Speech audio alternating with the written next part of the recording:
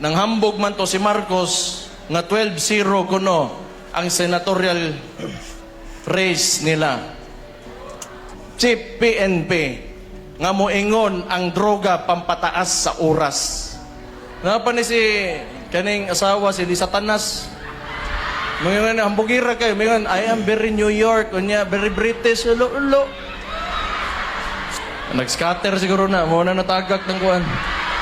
Ang Pilipino, mobangon pa, sobra pa kung unsa siya karon. Mahimo magkikagpanatiko sa bisag, sa klase-klaseng butang. Bisang pagkaron dayon, kaya nako ihatag akong kinabuhi para sa inyong mga dabawin nyo. Duha ra gid ni silang nakita nako, usa dito si Dante Marcoleta. Nitingog ni wa gyud mahadlok sa tambaloslos nga speaker nga nadi aron. Og naa si Inday Sara nga kusog kay nga kandidato karon 2028. Sebastian Baste Duterte! Ating usod yan ang malinaw na resibo. Maong mga tabawin yung karon nagkahiusa. Tungod sa Duterte kita CPC. Mayong gabi isinong tanan. Malipayon ko karon nga makakita nga dagag tao diri sa atong rally karong gabi una. Salamat kaayo sa pag-adto. Thank you kaayo. Sige. Noonsa naman mo? Guwapa o guwapo lang gihapon. Mutuo pod mo dayon. Isang klase. Kibaw naman mo tanan sinahitabo, no? Sumaw nang gibuhat nila kaniadto, pero mga taga Davao kita gipugngan tana. Mao tong pinakaunang rally atong gibuhat. Di gid sila kalako sa ilang mga plano pag-abot diri sa Davao. Kaya ang mga Davao, dili mga bogo kita, mga bright ang mga tao. Di na nila kaya buhaton sto. Kita mo tuo tag-eleksyon. Kita bisag kami hugpong sa taong lungsod ug bisag kinsa diri. Kay nanglan mo agi tag-eleksyon. Mao ganay importante kaayo. Kay ngano sa eleksyon makapili ta og mga tao nga modumala o mulingkod sa mga posisyon na importante kayo sa atong syudad. Makapili ta og natay gusto pulihan o nya makapili po tag mga gusto nato nga ibalik nga maglingkod para magserbisyo sa syudad. So buang ganing Marcos manggod tinuod lang. Di buang gyud. Tanawon ninyo, pagsugod sa eleksyon, tama man to ingon ni Congressman Ungab. Sila may niadto, nihangyo sila. Akong igsuon ni engage. Di man gyud siya gusto magpresidente. Ang vice presidente okay niya. So yang giubanan, tan-aw ninyo mudaog si Marcos kung wala akong igsuon. Oh, mulagi. Buang ka, buang gito siya. Kay karon iya mang binuangan god. Wala may kaso. Sige, gusto ninyong politika, ingana inyo ang politika, pero kita gapahibaw sa ilaha nga dili ta ingon ana. So mo na moagi tag eleksyon, unya karong eleksyon na ipakita nato nga di kita manugot ug wa ta kauyon sa ilang gibuhat pinaagis to mga boto. Tama dili? Diya rata. Di ta mo sundog nila kay naghayang ilang mga utok wa to kasabot nga noonsa na sila. So naamantay kuan, naamantay senatorial, naapotay mga lokal. So magsugod ko diri sa PDP laban. I-vote straight na lang ninyo. Vote straight lang ta. Iginatawag na to ni sila nga Duterte senatorial candidates, pero kani sila mga kauban nako sa PDP laban. Kung dili mo kumbinsado, suwayan ta mo kumbinsi karon. Kamin tanan nga nas PDP laban, usa ra mong giya ug usa ra mong amo ginasunod. Karon si Rudy Duterte lang gyud ang iyang plataporma. Kung husto na to, vote straight ang PDP laban. Unya, ang pikas, moingon sila nga mga panatiko daw kuno ta. Kay blind loyalty daw ang atong pagsunod kang Rudy Duterte. Kay ba mo, ang kinabuhi basta mahimo magikagpanatiko sa bisag Sa klase-klaseng butang na ay mga relihiyon nga kita mahimong panatiko na ang Islam, na ang Kristyanismo, na ay Buddhism, Hinduismo. Ngano man na? Kay tungod, ang relihiyon, ang ginatudlo kaayuhan. Ang ginatudlo, panagiusa, mga nindot nga butang aron mapurman nimo imong komunidad sa sakto ug tama nga pamaagi. Ane? So moingon sila panatiko ta. Yes, bago ra man ta nagkuan Semana Santa, mo practice man gyud ta sa to relihiyon. Ato man ihatag atong pagtuo sa Ginoo. Panatiko ta, ang Islam bago ra nag-Ramadan, bago ra sila nag-celebrate pod sa ilawan, panatiko sila. Yes, ngano man kaayuhan kini. Unya mo ni atong gusto nga mapakatag nato sa mga komunidad, sa tong mga isig kataw kay aron naatay padulngan nga maayo ug kaayuhan. Karon mo storya ta, pangutan-on ko nimo, dili na lang bilang anak pero bilang politiko karon o kandidato nga gatungtong diri sa entablado, nganong panatiko ko. O kamo diha nga gatuo ka Rudy Duterte. Unsa may gipakita niya? Ang gipakita niya, kung dili kaayuhan, paggugma sa nasod, pagtuo o pagkahiusa, tinabangay o labaw sa tanan, gatuo siya nga ang Pilipino mobangon pa, sobra pa kung unsa siya karon. Karon, muingon sila nga, ngano man, dili ba na, pangit ba na kung mao na atong tinuuhan o sundo na to siya? Ngano, dili ta pwede mo tuo nga ang Pilipino kaya gid mo bangon, sobra pa kung unsay naa karon? Unsa day gusto nila? Magpundo na lang ta kung asa ta karon, di na ta maning kamot para sa itong mga kaugalingon, para sa kaugmaon sa itong mga anak ug mga apo.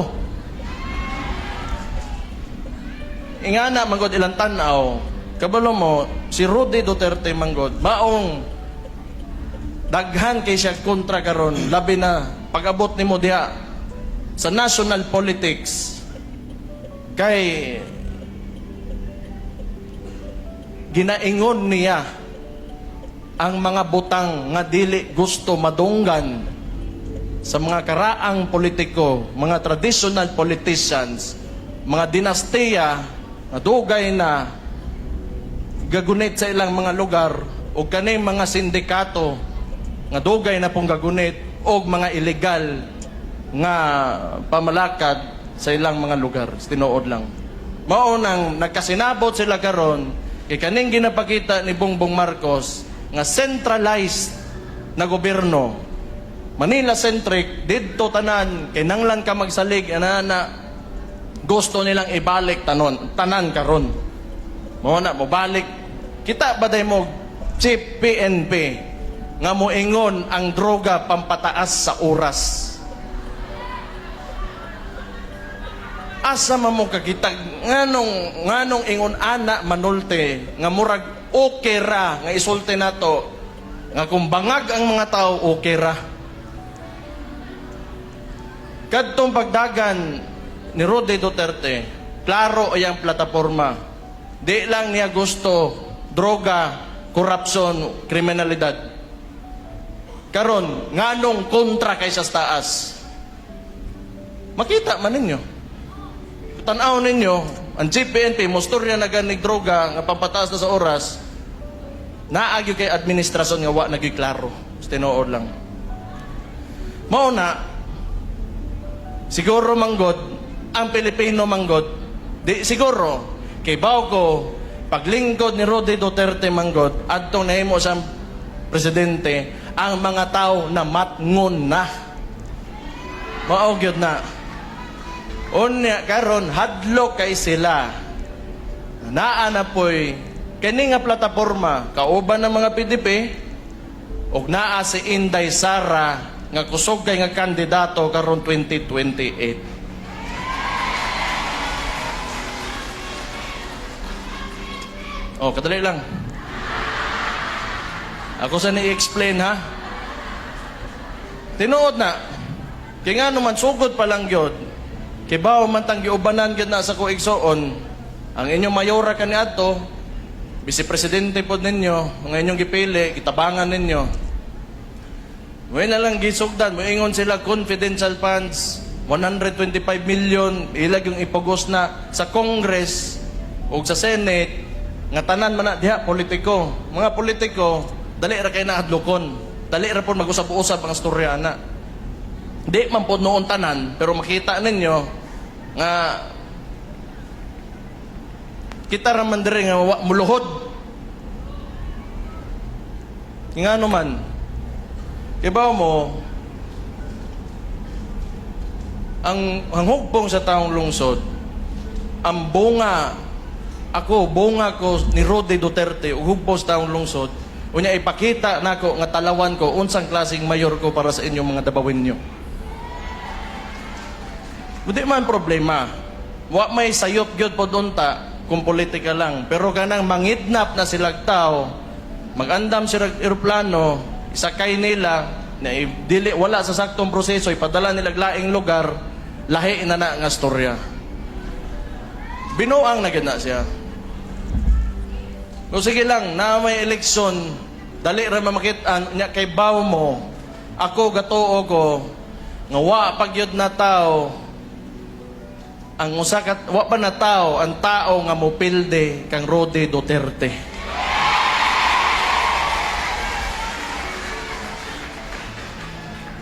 Kaniadto pa man, pero ako pasalamat ko no nga gihimo ninyo 2016 kun dili sa inyohang salig o kanang hugot nga pagtuo, salig yun sa kuamakan. Tungod ninyo nakabutang tag presidente nga dabawin nyo 2016. Thank you kaayo. Salamat kaayo. Unya 2022 naatay vice presidente. Salamat po sa inyo mga taga Davao naatay dabawin niya nga vice presidente karon.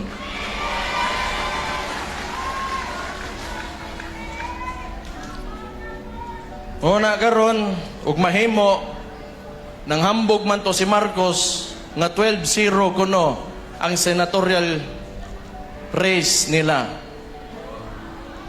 Mutuo mo nga maka 12-0 siya? Sila ang 0.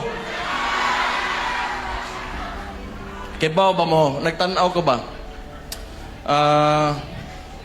Kanang recent nga survey ni Marcos, duha ka buok, naa siya less than 20% ang approval niya sa national rating niya. Ang kanang gipagawas nila, tanaw na ko threshold 25%, mao na lang ginang nabilin sa iya nga pwede nilang mapakita sa publiko. Pero si Marcos, dire sa Davao, 1% ang iyang approval rating.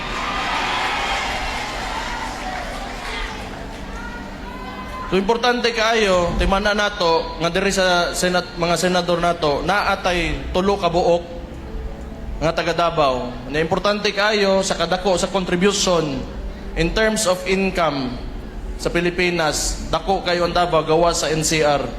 Kita'y pinakadako nga city, ang Davao City mo nang dapat represented sa Senate naatay tulo ka senador nga Davaoenyo gyud, Bato de la Rosa, Bongo, o si Pastor Apollo Kibuloy.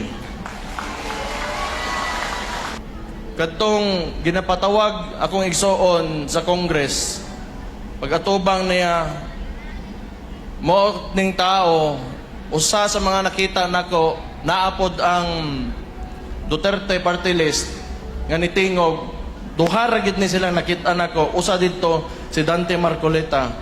Nitingog ni o wa gyud mahadlok sa tambalos-los nga speaker nga nadiha aron. Yun ni si Kuan, Ipe Salvador.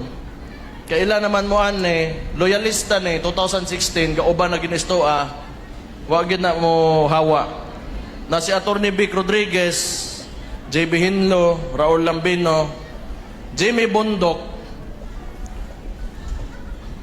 Ayaw na, guwa mo kaila, butuha lang ninyo kay atoa man eh. Atoa man eh, oh. Wala man, di man binuang atong gikuan. Ang ginastoryaan man nato, kaugmaon man nato. Huwag sa to mga anak, mga apo. Sige mo sila ganang, huwag kayo mong politikan, sige pandaot. So, mandaot ko, dili.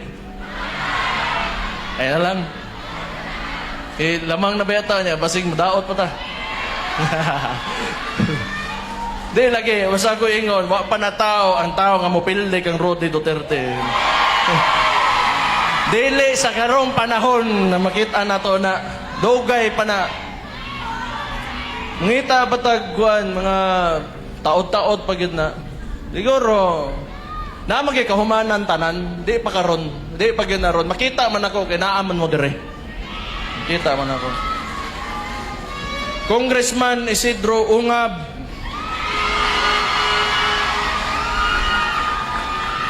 wala na ko kay nanglan inglon, nakita mo, nakadungog mo sa diskurso ganiha.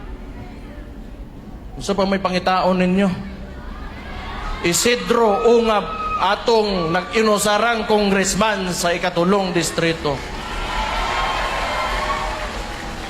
Kiba mo, ane ha, si Kong Sid, siya ay nakakita anang Bicam report nga gikaso na to anang mga ugok diha sa taas karon.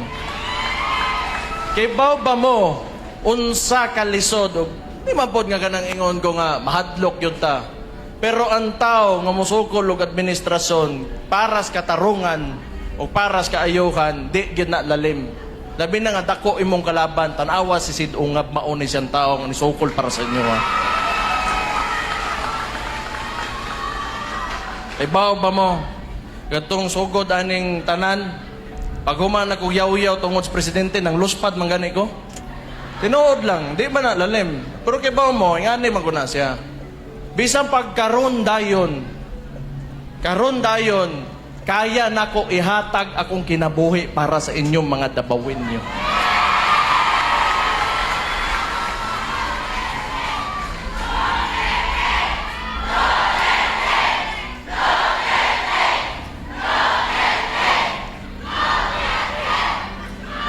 Ngano man di ay. Di ngano man ang pangutana diha unsay mawalas ko ngano ba ngano man day mawalas ko atanan.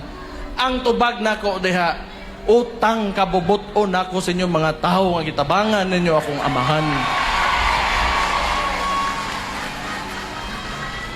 Okay nang pugo so kinabuhi. Wala na ko ginapangita, wala na gyud sinuod lang. Wala ako puro pasalamat na lang ni ako Unya og ganahan gyud gani mo nga mahimo o kunin yung boy si mayor, mo bawas ko sa inyo pag pinaagi na las pagpanarbaho. O ganahan pa mo.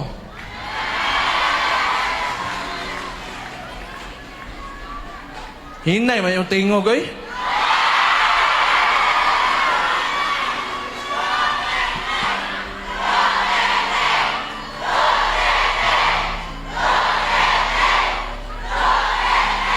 Tama na.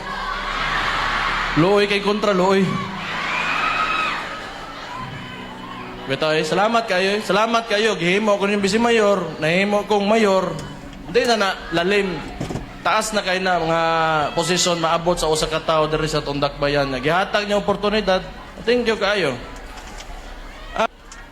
Na si Harold Duterte, igagaw ko ni taga Cebu. Na si Brian Lim, taga Davao. Janet Uliran, ug masod na to nin tulo. Kay taas atong boto diri sa Davao sa PPP party list. Unya doon na pagyoy dungag nga boto sa laing lugar, makabutang tag tulo ka congressman nga modomog karon paghuman sa midterm elections diha sa Kongreso. So madungagan na ta na si PPP. Number 2 man ni sa balota, dali ra kay pangitaon. Na si Kong Sid Duterte party list, taas man pod karon. So tan-aw na ako, no? Ang tanaw lang yun ako aram ni una-una. Pag human ani nga eleksyon na, maginay-hinay na nagbalhin tanan stoa. May tanaw na ko. Isa may ganahan mo uban og presidente ngayon ana, dibe? Iba mo, ganang ingana ba? Ang bisag unsaon ban, ang ako amahan, naanay nahimo, naay na-contribute sa nasod. Unya, inganaon mo ang treatment sa usa ka tawo nga way laing panulti, way laing gipakita kundi pagmahal o nationalism, pagtuo nga mo angat ang imong nasod niya imong anaon di gyud kaganahan mo uban anang tawhanang kanang kanang nag-aresto sa di maayo nga kuan. Siguro ang gahuwat na lang man ta 21 days na lang ang unsa ni ang nabilin sa adlaw sa pagpangampanya niya ang ginabuhat man sa kalaban ayuda mao bitaw na nga pangutan-on sila karon kung asa ang kwarta sa PhilHealth ngano ingana ang pag-treatment pagpasa nila sa national budget karon tuiga kay tanan gibutang nila ayuda mo na daghang mga laing programa o mga proyekto sa gobyerno. Tama to ingon ni kabalo magyud si Congressman Sid Ungab. Walay infrastructure projects nga nahitabo gyud. Kay tungod gusto nila ang kwarta sa gobyerno ibutang nila sa ayuda tanan kay gusto nila nga kwartahon ang eleksyon tungtungan sa ilahang mga kandidato og nila. So muna ilang gusto nga pamaagi para usbon ang unahuna sa tao o kumbensihon para makuha nilang boto. Pero kay ba mo,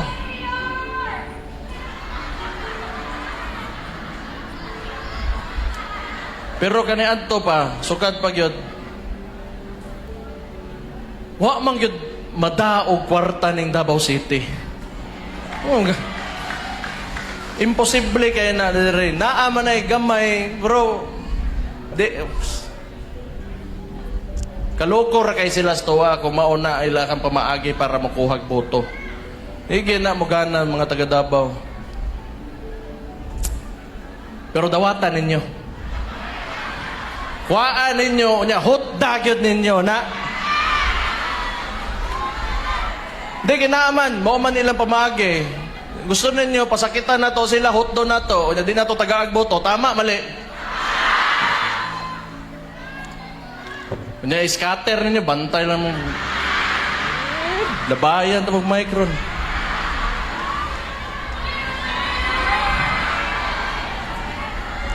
Nag-scatter siguro na. Muna natagak ng kuhan. Es, jupit. Dili, wala may kaso. Kaya mora may politika nga ilang ginapakita. Di ba tayo mahimo? Di, okay ra. Ilang. Ano man. Karon 2028, maluoy Ginoo, akong igsoon, akong ginahangyo, mudagan unta sa pagka-presidente.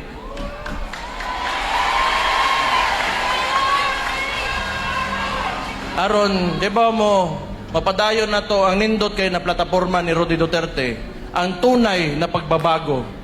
Sayang kaayo, mao ni sila maghimog bagong Pilipinas, ang katong bagong Pilipinas day nila ang kaniadto nga Pilipinas mo nang gitawag nila nga bag-o karon nga himo nilang wa gyud tarawa ang iso sa administrasyon karon di nila matubag Supreme Court na ha, judiciary kwarta bilyon hindi nila matubag nya ilang itudlo ang vice presidente nga naa ko may problema sa kwarta may problema. Niingon naman siya nga, matubang siya. Na impeachment case, tanan na lang, tanawon ninyo ang balita, puro, kundili, Duterte, Davao City, pangit, Duterte, pangit, Davao City, pangit. Pero kami man ang mga mistiso, di man sila.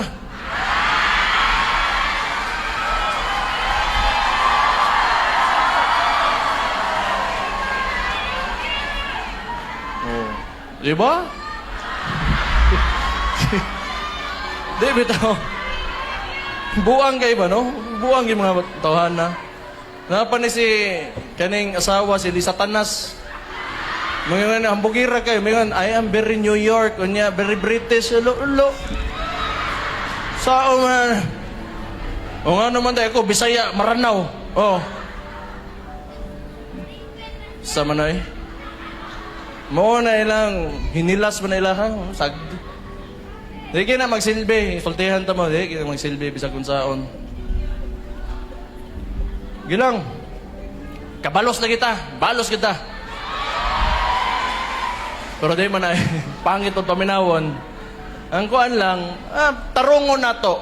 Tarungon na to. Og kibaw ko ug si kani akong isuon kuan magani proper kaayo tarong kaayong nga babae gyud ba kabalo ko pagka na makalingkod i-correct lang na niya ang mga mali kay siyempre di man pwede nga motongtong kang leader unya ang nga mahimo kang ihimplos mga mali gyapon di ba so tanaw na ko tarungon saktohon pormahon og sakto para mapakita og tanang mapakita niya og tanang nga nasa ilawom niya nga mao ning pamaagi sa sakto nga panggobyerno dili ka na ginabuhat nila karon so mora man na dili na kayo nako patason na kay wa pa man moabot na minaot nga mo kuan gyud na akong igsoon so samtang wala pa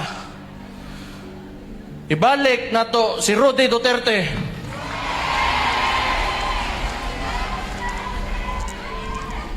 unya ako muhangyo ko ninyo tagai ko ninyong trabaho vice mayor ninyo dire sa Davao para nindot kayo ang dagan sa gobyerno sakto walay mga lubak di ta makasuway og lubak kay kapoy kayo na oposisyon tinuod lang total wa man ni nagpakauaw ni mga tawo nga nasa kong likod karon pilian ninyo hugpong sa tawong lungsod pagkakonsehal og ang inyong congressman Sid Ungab.